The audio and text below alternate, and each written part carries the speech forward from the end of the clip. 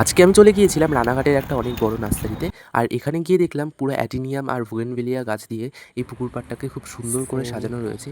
এত অপূর্ব লাগছিল, কিছু ছবিও তুলে নিয়েছিলাম সেই আর তারপর চলে আসলাম অর্কিডের কিছু কালেকশন দেখতে। যদিও এই সাইডে তেমন একটা অর্কিডের অর্কিড দেখতে পাহাড় পারবে না, দেখতে কিন্তু পাচ্ছ ভিডিওর গাইস। শেষের দিকে প্রচুর অর্কিডের কালেকশন দেখতে পারবে।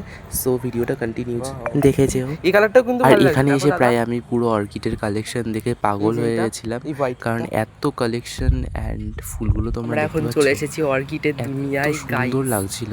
এক একটা প্রত্যেকটা ফুল আমার খুবই ভালো লাগছিল, বাট পকেটে ছিল না আমার টাকা।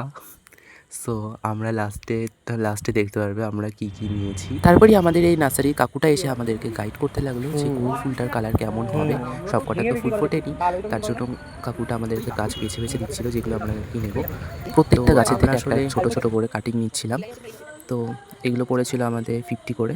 আসলে এনাদের এই গাছগুলো এরকমভাবে বিক্রি করার কোনো নিয়ম নেই, বাট আর কি আমরা যেহেতু এসেছি বাচ্চা মানুষ, তার জন্য আমাদেরকে এত কমে দিচ্ছে। আমি আর আমার একটা দাদা এখানে এই গাছগুলোকে ভালো করে বেছে নিচ্ছিলাম কোনটা কোন কালার অ্যান্ড গাছের কোয়ালিটি সম্পর্কে।